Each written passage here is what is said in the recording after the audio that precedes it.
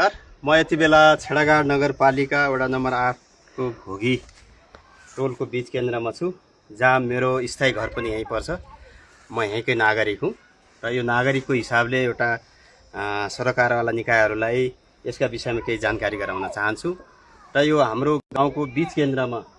यो तपाईले दृश्यमा देखिराख्नु भएको छ, स्थानीय भाषामा हामीले देउल भनिराखेका छौँ र यसको चाहिँ प्राचीन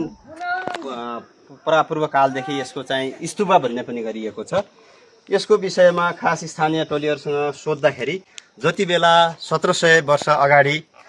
17औं शताब्दीमा जहाँ भोट राज्यहरू थिए, भोटेहरू बस्थे र भोटेहरूले आफ्नो राज्य सकिसके पछाडि र आफू एक ठाउँबाट अर्को ठाउँमा स्थानान्तरण गर्ने जति बेलाको समय थियो, त्यति बेला चाहिँ उहाँहरूले कसैको भनाइमा के छ भने उहाँहरू जाँदाखेरि आफ्नो चिनोको रूपमा बनाएको भन्ने पनि सुनिन्छ भने कोही इतिहासविदहरूले के भन्छन् भने उहाँहरू जाँदाखेरि आफ्नो सम्पत्तिहरू,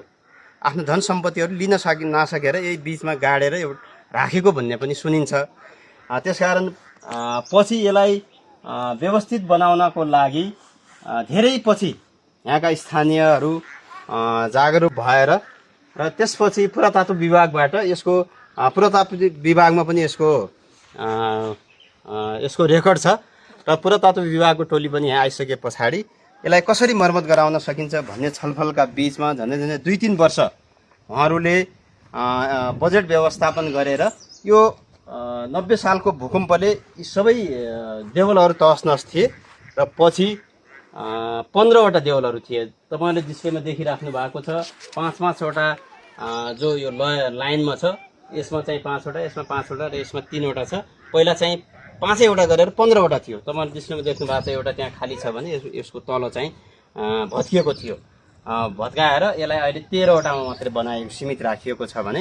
यसलाई पुरातत्व विभागले पनि 2-3 वर्ष जति यसलाई मर्मत गरेर राखेको छ र पछि यसलाई अझ थप व्यवस्थित बनाउनको लागि स्थानीय सरकार लगायत सम्पूर्ण सरकारवाला निकायहरूले केही बजेट व्यवस्थापन गरेर र यहाँका स्थानीय सबै युवा साथीभाइहरू, यहाँका नागरिकहरूले यो पर्खालको व्यवस्थापन गर्नुभएको छ र सँगसँगै तपाईहरूले देख्नु भएको छ यो अगाडि देख्नु भएको छ यो शिव मन्दिर। यो शिव मन्दिर स्थापना गर्नको लागि पनि एउटा छुट्टै इतिहास छ। यसको के इतिहास छ भने जति बेला यहाँको यो यहाँका स्थानीयहरूले यहाँभित्र भएको धातु चिजहरू जस्तै फलामहरू प्रयोग गर्नको लागि घरमा लिएर पछि त्यो फलाम प्रयोग गर्दाखेरि एउटा नाग देवताको रूपमा सर्प देखिएर त्यो सर्पले जुन घरमा लिनु भएको छ त्यसलाई त्यो घरमा गएर त्यो सर्पले समात्ने गरेको हुँदाखेरि पछि फेरि स्थानीयहरूले झन्डै